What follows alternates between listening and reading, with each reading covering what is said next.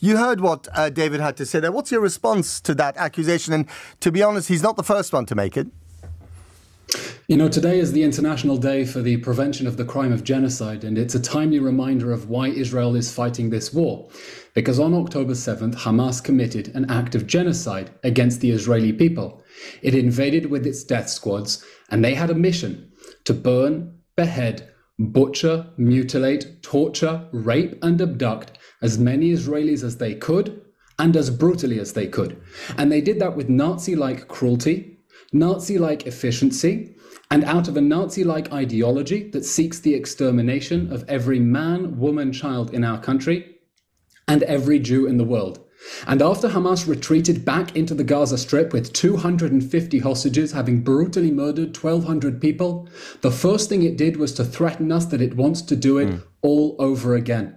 And so Israel's campaign now is not only to defend ourselves from the October 7th massacre, it's to defend ourselves from the threat of repeat October 7th massacres by a brutal army of terror that has made open its genocidal goals against our people. But are you doing that effectively? Are you securing Israel's future when that means that in the process of trying to take out Hamas, you are killing, your airstrikes are killing, 15,000, 14,000 civilians? 70% of them women and children. These are numbers not contested by your close friends in Washington. In fact, they say the numbers are probably a bit higher because there are thousands of people dead under the rubble. Are you securing your security by doing that? Those are numbers that are being given to you by Hamas, the same terror organization. They are not contested by the Americans. Let's not play that game again. They're not contested by the administration. They are contested. They're not. Because Hamas tries to pass all of them off as civilians. No.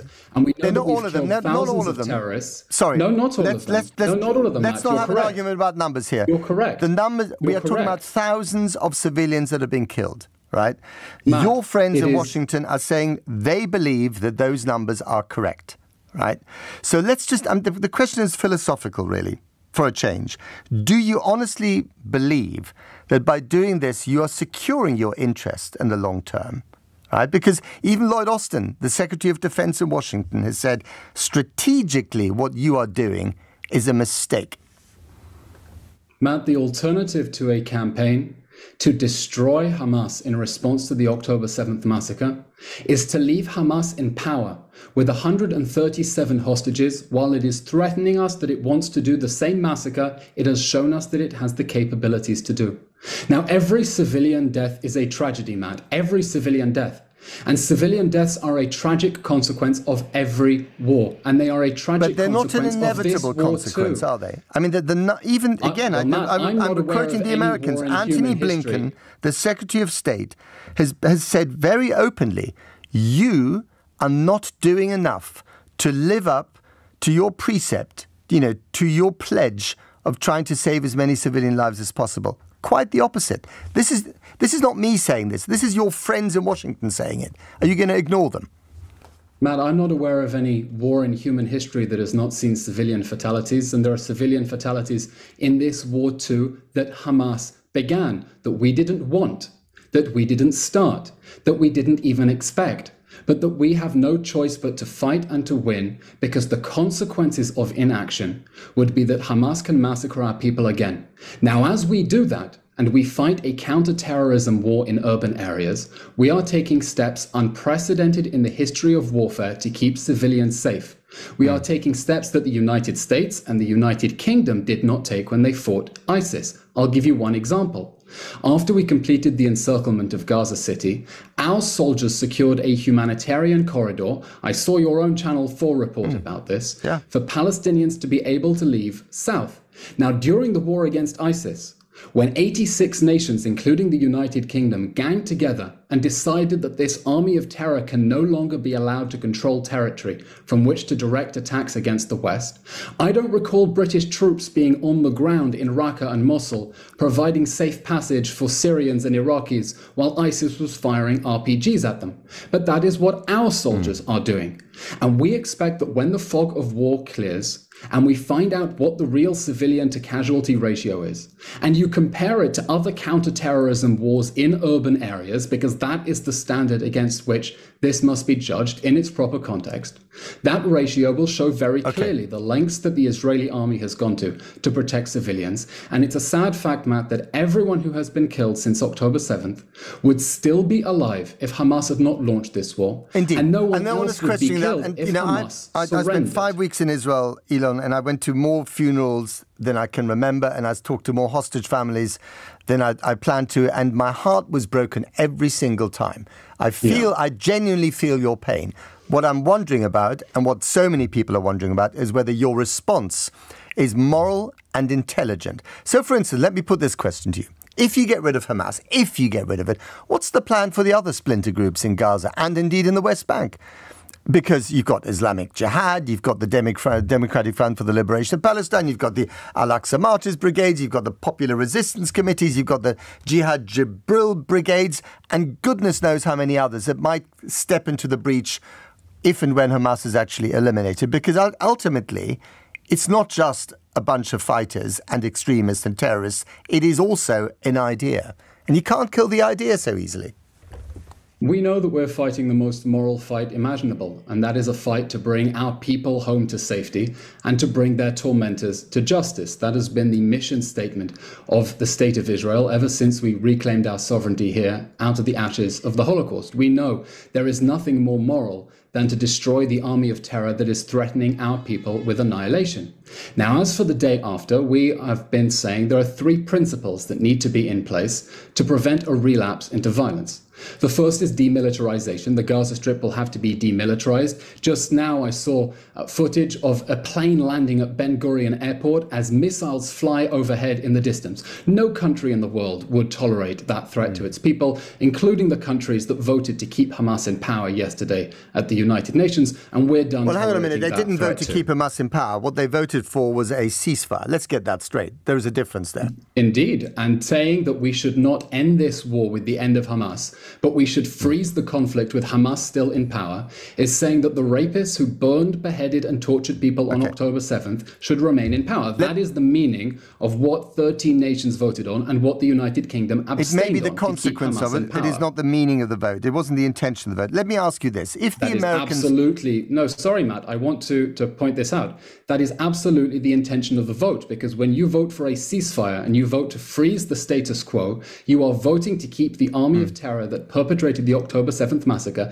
in place and still standing. And that But it is also possible that, the people of Gaza, who are, and not everyone there is a Hamas supporter, they might want to get rid of Hamas, that triggered the thing that led to the destruction. You're not even giving them a chance to get rid of Hamas because you're keeping them in a perpetual state of war. Matt, it's been 16 years. I think if any of them had wanted to overthrow Hamas and there had been a serious opportunity to overthrow Hamas in that time, it would have happened. But I hope you're also seeing the videos that are emerging from Gaza of Gazans who are beginning to speaking freely about how Hamas has been requisitioning aid that was supposed to go to civilians, how Hamas has been hiding and fighting from inside civilian areas. I'm seeing those same videos, but you're stifling those voices with your constant bombardment, aren't you? No, those voices are beginning to come out now that Hamas's grip on the Gaza Strip is beginning to loosen. We hope and expect that the day after Hamas, when we bring security for the people of Israel, we will also bring new opportunities for Palestinians in the Gaza Strip who realize that terrorism is a dead end. And then in the last 16 years of Hamas rule, as they diverted concrete that was meant to go to people's homes and built those tunnels under the Shifa hospital, built those tunnels under the schools and mosques, the people of Gaza know that the corrupt Hamas regime has brought them nothing but misery. A few more brief ones. What is the point of bombing tens of thousands of civilian homes, apartment blocks? What is the point? What's the point of bombing mosques, and turning hospitals into battlefields? Does that advance your military purpose? Matt, you know that Hamas operates from within mosques, within schools, and within hospitals. This is Hamas's MO. Its soldiers dress up as civilians, and then they fight inside civilian facilities. Just yesterday, our soldiers found a tunnel. So that means that every civilian building is fair game. You flatten it because it had an association with Hamas. We are targeting Hamas infrastructure on the basis of precise intelligence. And we're talking about 100,000 buildings here. 50% of the housing stock is gone. These are not all Hamas buildings. Hamas has spent the last 16 years pursuing a deliberate strategy of embedding itself under civilian areas. And does that mean that every civilian area is fair game? This is the question. Does that mean that every civilian area and the civilians who live there are fair game because of Hamas? Every Hamas infrastructure is fair game, and we're doing everything we can to get civilians out of harm's way. At the Al-Azhar University, for example, in Gaza, we discovered a tunnel yesterday in the quad, in the yard, and we found that tunnel led a kilometer away to a mosque. We found during close quarter fighting as well. These aren't aerial bombardments. Our soldiers are going door to door in close quarter fighting with Hamas terrorists. They found a tunnel inside a classroom. This is the reality that we are dealing with, of a brutal army of terror that dresses up as civilians and deliberately fights from inside schools, mosques, and hospitals because they think that then they can retreat behind that civilian infrastructure and evade justice. Okay. And after the October 7th massacre, we are saying enough is enough. We will topple the Hamas rapist and terror regime. We will restore security for Israel, and we will give opportunities for those Gazans who realize that the ideology of terrorism and violence against Israel is a dead end and will only ever bring misery. Okay, two more brief ones, if I may, because we've gone massively over time, but it's important to hear this. Why have the Israelis chosen Al-Mawasi, that tiny little enclave that looks like a sandpit next to the Mediterranean? Why have they chosen that as the only safe space for 2.3 million Gazans to cram into? Because that is an area where Hamas has not already embedded itself under civilian infrastructure. Because in all other urban areas, including the urban areas to which international aid agencies have irresponsibly been directing civilians, Hamas is already hiding under schools. But hang on a minute, Al-Mawasi is the size of Heathrow Airport. Do you think that 2.3 million civilians can survive in a sandpit the size of Heathrow Airport without causing a major humanitarian catastrophe? We would like to see international agencies begin to move civilians into the humanitarian zone, and to the extent they do so, we will of course consider other options and other safe zones that may be designated. And Matt, it is outrageous that Hamas has decided to start shooting rockets from inside the humanitarian zone.